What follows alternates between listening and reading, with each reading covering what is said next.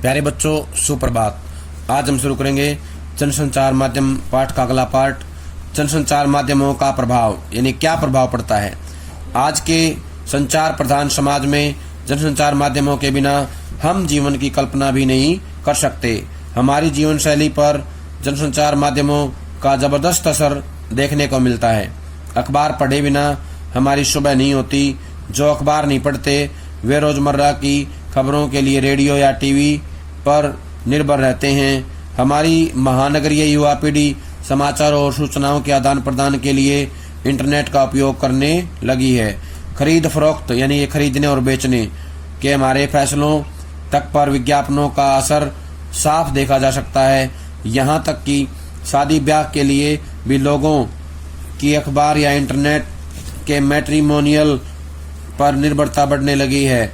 Ticket book कराने और telephone का बिल जमा कराने से लेकर सूचनाओं के आदान प्रदान के लिए इंटरनेट का इस्तेमाल बढ़ा है। इसी तरह फुर्सत के क्षणों में टीवी, सिनेमा पर दिखाए जाने वाले धारावाहिकों और फिल्मों के जरिए हम अपना मनोरंजन करते हैं। अपनी सेहत से लेकर धर्म अध्यात्म तक के बारे में जानकारी जनसंचार माध्यमों से मिल रही है। आप माने या न माने, जनसंचार माध्यम आज एक उत्पाद की तरह हमारे घरों में घुस आए हैं। वे हमारी जीवन शैली को प्रभावित कर रहे हैं और हम उन्हें चाहते हुए भी रोक नहीं सकते।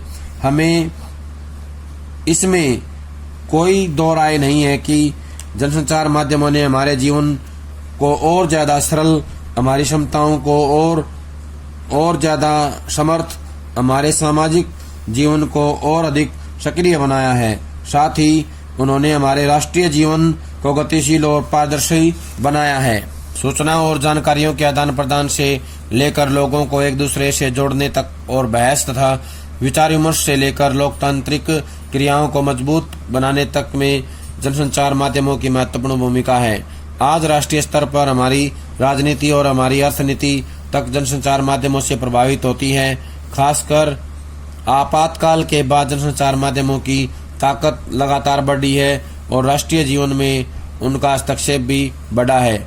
वे न सिर्फ सरकार के कामकाज की निगरानी करते हैं बल्कि सरकार के गलत फैसलों के खिलाफ आवाज भी उठाते हैं। राष्ट्रीय स्तर पर फैलते जा रहे हैं। जनसंचार माध्यम संभावनाएं और खतरे, यानी कौन कौन सी संभावनाएं, कौन कौन से खतरे हैं। सामाजिक विकास और आधुनिकीकरण के संदर्भ में यदि संचार के इन प्रकारों पर हम विचार करें तो इस क्षेत्र में उसकी कई संभावनाएं स्पष्ट होंगी। संचार साधनों को उचित दिशा देकर नए मूल्य प्रतिष्ठित कराए जा सकते हैं, यानी कि नए मूल्य स्थापित किए जा सकते हैं। समाज को परंपरा से प्रगति की ओर मोड़ा जा सकता है। उनकी सहायता से जनमानस को आधुनिकीकरण के लक्ष्यों और कार्यक्रमों को स्वीकार करने के लिए प्रेरित किया जा सकता है।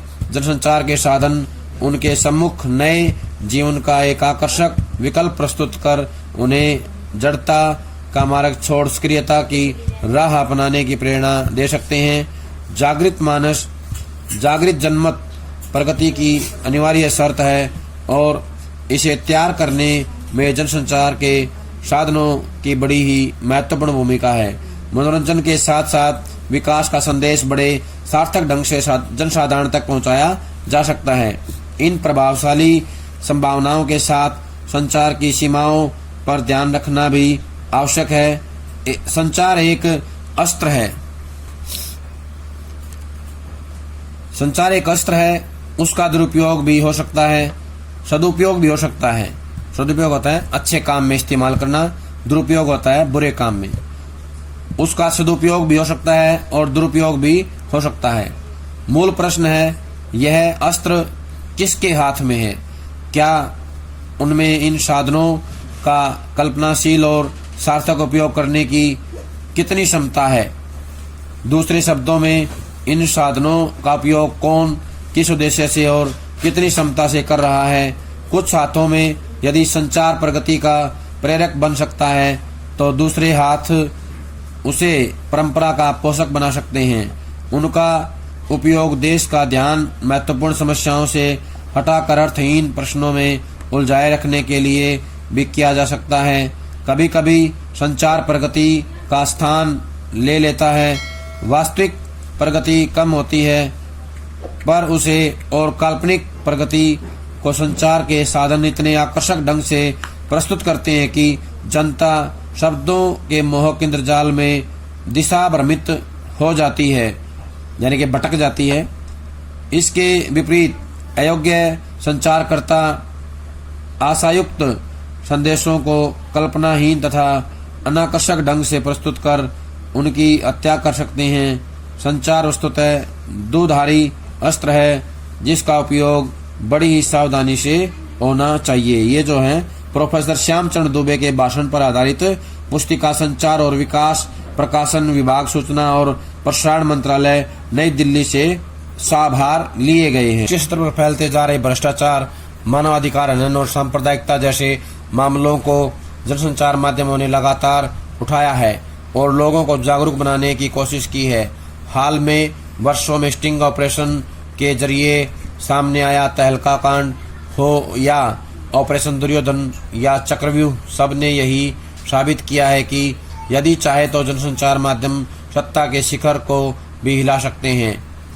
लेकिन जनसंचार माध्यमों के कुछ नकारात्मक प्रभाव भी हैं। अगर सावधानी से इस्तेमाल न किया जाए तो लोगों पर उनका बुरा प्रभाव पड़ता है। सबसे पहली बात तो यह है कि सिनेमा और टीवी जैसे जनसंचार माध्यम काल्पनिक और लुभावनी कथाओं के जरिए लोगों को एक नकली दुनिया में पहुंचा देते हैं जिसका वास्तविक जीवन से कोई संबंध नहीं होता। इस कारण लोग उसके वैसे ही व्यसनी बन जाते हैं जैसे किसी मादक पदार्थ के। नतीजा यह होता है कि वे अपनी वास्तविक समस्याओं का समाधान काल्पनिक दुनिया में ढूंढने लगते हैं। इससे लोगों में पलायनवादी प्रवृत्ति पैदा हो जाती है। पलायनवादी होता है मुसीबत को देख के भाग खड़े होना। जनसंचार माध्यमों खासकर सिनेमा पर यह आरोप भी लगता रहा है कि उन्होंने समाज में हिंसा, अश्लीलता और असामाजिक व्यवहार को प्रोत्साहित करने में अगुवा की भूमिका निभाई है। हालांकि विशेषज्ञों का ये मानना है कि जनसंचार माध्यमों का लोगों पर इतना वास्तविक प्रभाव नहीं पड़ता जितना कि उसके बारे में समझा जाता है। लेकिन जनसंचार माध्यमों के प्रभाव को लेकर कुछ धारणाएं इस तरह हैं। जनसंचार माध्यम लोगों के व्यवहार और आदतों में परिवर्तन के बजाय उनमें थोड़ा बहुत फेरबदल और उन्हें और ज़्यादा मजबूत करने का काम करते हैं। इसी तरह यह माना जाता है कि जनसंचार माध्यमों का उन लोगों पर अधिक प्रभाव पड़ता है जो किसी चीज़ के प्रति प्रतिबद्ध नहीं हैं या अनिश्चय में हैं। जनसंचार माध्यमों का प्रभाव तब और अधिक बढ़ जाता है जब लगभग सारे माध्यम एक ही समय में एक ही बात कहने लगते हैं। साथ ही जब वे कई मुद्दों के बजाय किसी एक मुद्दे को बहुत अधिक उछालने लगते हैं और बार बार उन्हीं संदेशों, छवियों, विचारों को दोहराने लगते हैं, तब भी उसका गहरा प्रभाव पड़ता है। आप अक्सर देखते होंगे कि अखबारों और टेलीविज़न चैनलों में किसी खास खबर या मुद्दे को ज़रूरत से ज़्यादा उछाला जाता है, जबकि कुछ अन्य मुद्दों और खबरों को बिल्कुल जगह नहीं मिलती है। यह देखा गया है कि अक्सर उन मुद्दों और सवालों को अधिक उछाला जाता है जिनसे समाज के ताकतवर वर्गों के हित जुड़े हुए हैं या जो निहायत सतही और अनावश्यक हैं। इसके साथ ही अक्सर उन मुद्दों और सवालों को नज़रअंदाज किया जाता है जिनका संबंध व्यापक जनसमुदाय, खासकर समाज के कमज़ोर वर्गों से होता है। पिछले 1-1.5 दशक में भारत में कई ऐसे मौके आए जब जनसंचार माध्यमों ने उन मुद्दों को खूब हवा दी जो कहीं न कहीं बहुसंख्यकों या समाज के ताकतवर वर्गों के हितों से जुड़े हुए थे। जनसंचार माध्यमों के प्रभाव के संदर्भ में यह सवाल भी बहुत महत्वपूर्ण है कि उन पर किसका नियंत्रण है। यह सवाल इसलिए महत्वपूर्ण है कि जनसंचार माध्यमों का संबंध सार्वजनिक हित से जुड़ा हुआ है। उनसे यह अपेक्षा की जाती है कि वे सार्वजनिक हित को आगे बढ़ाएंगे, लेकिन यह एक तथ्य है कि अधिकांश जनसंचार माध्यमों पर कंपनियों या व्यक्तियों का स्वामित्व है। वे उन्हें सार्वजनिक हित से ज्यादा अपने व्यावसायिक मुनाफे को ध्यान में रखकर संचालित करते हैं। इसका सीधा असर जनसंचार माध्यम की अंतर्वस्तु पर पड़ता है। कई मौकों पर विज्ञापनदाताओं के हितों को प्राथमिकता दी जाती है। इसके लिए तथ्यों के साथ तोड़ मरोड़ तथा सच्चाई को छुपाने की कोशिश की जाती है। मीडिया के जरिए लोगों को एक खास तरह की जीवन शैली में भी ढलने की कोशिश की जाती है, यानी कि लोगों को एक खास तरह की जीवन शैली में डाल दिया जाता है, डालने का प्रयास किया जाता है। बहुतेरे विश्लेषकों का मानना है कि उपभोक्तावाद के विकास और फैलाव में जनसंचार माध्यमों की सबसे महत्वपूर्ण भूमिका है। फैशन से लेकर खान पान तक में लोगों की रुचियों और आदतों को बदलने में जनसंचार माध्यमों की भूमिका देखी जा सकती है। खासकर बच्चों और युवाओं पर जनसंचार माध्यमों के जरिए पेश की जा रही आधुनिक उपभोक्तावादी जीवन शैली का गहरा प्रभाव पड़ रहा है। कुल मिलाकर यह कहा जा सकता है कि जनसंचार माध्यमों ने जहां एक और लोगों को सचेत और जागरूक बनाने में अहम भूमिका निभाई है, वहीं उसके नकारात्मक प्रभावों से भी इनकार नहीं किया जा सकता। यह भी स्पष्ट है कि जनसंचार माध्यमों के बिना आज सामाजिक जीवन की कल्पना नहीं की जा सकती। ऐसे में यह जरूरी है कि हम जनसंचार माध्यमों से प्रसारित और प्रकाशित सामग्री को निष्क्रिय तरीके से ग्रहण करने के बजाय उसे सक्रिय तरीके से सोच विचार करके और आलोचनात्मक विश्लेषण के बाद ही स्वीकार करें। एक जागरूक पाठक, दर्शक और श्रोता के बतौर हमें अपनी आंखें, कान और दिमाग हमेशा खुले रखने चाहिए।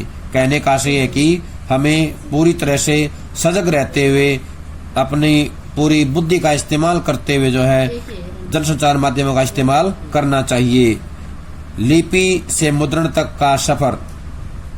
लिपि का आविष्कार संचार के क्षेत्र में दूसरी बड़ी क्रांति थी। ध्वनि पर अवलंबित लिपि के विकास के पूर्व मानव ने भाषा के अतिरिक्त अभिव्यक्ति के कई अन्य माध्यमों के प्रयोग किए थे। चित्रलिपि या पिक्टोग्राफी इसी तरह का एक प्रयोग था। यह लेखन विधि चित्रों की एक श्रृंखला द्वारा किसी घटना या स्थिति का स्वरूप प्रस्तुत करती थी। चित्रलिपि भाषा से जुड़ी नहीं होती, इसलिए उसकी मौखिक अभिव्यक्ति किसी भी भाषा में संभव होती है। आवश्यक होता है चित्र को समझना। प्रागैतिहासिक मानव ने संसार के विभिन्न भागों में इस लेखन शैली का प्रयोग किया। पिक्टोग्राफी के कुछ शब्द रूपों ने विकसित होकर ऑडियोग्राफी का रूप लिया। यह चित्रलिपि का संवर्धित रूप था और उसमें स्थितियों और घटनाओं के प्रस्तुतिकरण के साथ साथ अमूर्त विचारों की अभिव्यक्ति की असीमित शक्ति भी थी। प्रतीक अब केवल वस्तुओं और स्थितियों का चित्रण नहीं करते थे, वे उनसे संबंधित विचारों और संबंधों को भी अभिव्यक्त करते थे। चित्रलिपि में छोटा सा वृत्त सूर्य का प्रतिनिधित्व करता था। ऑडियोग्राफी में संदर्भ के अनुसार उससे ताप, प्रकाश और दिन का बोध भी होने लगा। इस लिपि में भी प्रस्तुत प्रतीक और उसके बोले हुए में प्रत्यक्ष संबंध नहीं था। चित्रलिपि की तरह यह भी भाषा संबद्ध नहीं थी। ध्वनि पर आधारित लिपियों के विकास के पहले कई संक्रमणकालीन लिपियां आई जो मूलतः ऑडियोग्राफी थी, पर जिनमें धीरे धीरे ध्वनि आधारित तत्व सम्मिलित हो रहे थे। प्राचीन मेसोपोटामिया और कीट की तथा हिट्टाइट इस वर्ग की हैं। लिपियों के विकास के अगले चरण और भी महत्वपूर्ण थे। एक और लोगोग्राफी का विकास हुआ जिसमें प्रत्येक शब्द के लिए एक स्वतंत्र चिन्ह था। इस लिपि को शब्द लेखन भी कह सकते हैं। दूसरी धारा थी ध्वनियों के आधार पर लिपियों के विकास की, जिसका चरम उत्कर्ष अक्षरों के आविष्कार में हुआ। इन लिपियों ने लेखन के स्वतंत्र रूप का अंत कर के उसे केवल भाषा की अभिव्यक्ति का एक माध्यम बना दिया। इस क्रांति के प्रभाव बड़े व्यापक थे। लिपि विहीन भाषाओं ने ज्ञान विज्ञान के परंपरा का वहन किया था। उनमें साहित्य के विभिन्न रूपों की रचना हुई थी और सूक्ष्म दार्शनिक चिंतन भी किया गया था। उस साहित्य को स्थायित्व देने में कठिनाइयां थी। लिपि ने उन्हें बड़ी मात्रा में दूर किया। पत्तों, मिट्टी की पतली ईंटों, पत्थर, चमड़े, वस्त्र आदि पर लिखकर मनुष्य ने अपने संचित ज्ञान को आने वाली पीढ़ियों के लिए बचाने का यत्न किया, यानी प्रयास किया। लिपि एक रहस्यमय और चमत्कारी शक्ति थी जिस पर अधिकार रखने वाले थोड़े से लोगों को समाज में ऊंचा स्थान मिला। इस तरह ज्ञान एक छोटे से वर्ग के हाथ में आ गया जिसने उसका उपयोग बहुत कुछ अपने हितों में किया। यह दूसरी बात है कि आगे चलकर इसी ज्ञान का व्यापक प्रसार हुआ। यह स्थिति संसार की चौथी क्रांति ने बदली, जिसे कागज और मुद्रण की संयुक्त क्रांति मानना उचित होगा। कागज का आविष्कार मुद्रण के आविष्कार के बहुत पहले हो गया था, पर क्रांतिकारी सामाजिक परिणाम उसी समय स्पष्ट हुए जब कागज और छपाई का मिलन हुआ। कागज के आविष्कार का श्रेय चीन के साई लुन को दिया जाता है। तो प्रश्न आएगा यहाँ पे, कागज के आविष्कार का श्रेय किसको दिया जाता है? चीन के साई लुन को दिया जाता है, जिसने ईस्वी सन 105 में वृक्षों की कूटी हुई छाल, सन, पुराने कपड़े और मछली पकड़ने के पुराने जालों के उपयोग से कागज बनाया। 500 वर्षों तक यह शिल्प चीन में ही रहा। 7वीं सदी के आरंभ में यह कला जापान पहुंची और बौद्ध भिक्षुओं ने मलबरी वृक्ष की छाल से कागज बनाना आरंभ किया। तो प्रश्न आएगा, बौद्ध भिक्षुओं ने किससे कागज बनाया? मलबरी वृक्ष की छाल से। किससे बनाया? मलबरी वृक्ष की छाल से। और जापान में ये कला कब पहुंची? 7वीं शताब्दी के आरंभ में। कब पहुंची? 7वीं शताब्दी के आरंभ में। इसी देश में सन 770 में सांचो से मुद्रण आरंभ हुआ। साम्राज्ञी शोटोकू की आज्ञा से 10 लाख प्रार्थना पत्र छापे गए। प्रश्न आएगा यहाँ पे, किसकी आज्ञा से 10 लाख प्रार्थना पत्र छापे गए? तो बताना है साम्राज्ञी शोटोकू की आज्ञा पर। इस योजना को पूरा करने में 6 वर्ष का समय लगा। ज्ञान को सर्वसुलभ बनाने की क्रिया का आरंभ इसी प्रकार के प्रयत्नों से हुआ। धीरे धीरे छपाई के प्राथमिक रूप संसार के दूसरे भागों में ही पहुंचे। कागज बनाने की कला वहां पहले ही जा चुकी थी। चल टाइप के आविष्कार ने मुद्रण को नया स्वरूप दिया। इसका श्रेय जर्मनी के गुटेनबर्ग को दिया जाता है। तो प्रश्न आएगा, मुद्रण का आविष्कार किसने किया? जर्मनी के गुटेनबर्ग ने। किसने किया?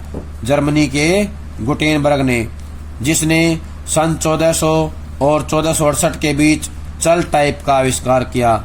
चल टाइप का आविष्कार किसने किया? गुटेनबर्ग ने किया, जर्मनी के। कब किया?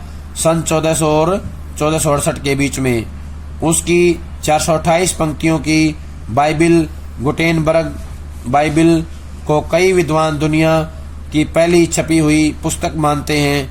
वैसे यह दावा दूसरी पुस्तकों के लिए भी किया गया है। संभवतः सन 1300 के आसपास छपी एक कोरियाई धार्मिक पुस्तक अब तक उपलब्ध पुस्तकों में सबसे पुरानी है। तो उपलब्ध पुस्तकों में सबसे पुरानी कौन सी है? कोरियाई धार्मिक पुस्तक। कौन सी है? कोरियाई धार्मिक पुस्तक। ये कब छपी थी? 1300 के आसपास। कब थी? 1300 के आसपास छपी थी। इस पुस्तक में चल टाइप का उपयोग नहीं हुआ था। मुद्रण के आविष्कार से पुस्तकों और समाचार पत्रों के प्रकाशन का रास्ता खुला। इस तरह ज्ञान के प्रसार और स्थायित्व की संभावनाएं बढ़ी। ज्ञान अब तक एक छोटे से वर्ग के हाथ में था। पुस्तकों और समाचार पत्रों ने उसका दायरा बढ़ाया और वह क्रमशः सर्वसुलभ होने लगा। मुद्रण की क्रांति, विचारों की क्रांति की शुरुआत थी। यानी कि क्रांति जो है, विचारों की क्रांति कब से आई? मुद्रणी क्रांति से। कहां से आई? मुद्रणी क्रांति जो है विचारों की क्रांति की शुरुआत थी। प्रोफेसर श्यामचरण दुबे के भाषण पर आधारित पुस्तिका संचार और विकास, प्रकाशन विभाग, सूचना और प्रसारण मंत्रालय, नई दिल्ली से साभार। यानी कि श्यामचरण दुबे के भाषण पर आधारित पुस्तिका से ये जो अंश लिया गया है। प्यारे बच्चों, ये था हमारा पाठ 1 जनसंचार माध्यम। इस पे जो है हमने पढ़ा अभी, तो इससे जुड़े हुए सभी प्रश्न सभी को कॉपी में लिखने हैं और इस पाठ को ध्यान से सुनना है और यहाँ से जुड़े हुए सभी प्रश्न लिख लेंगे।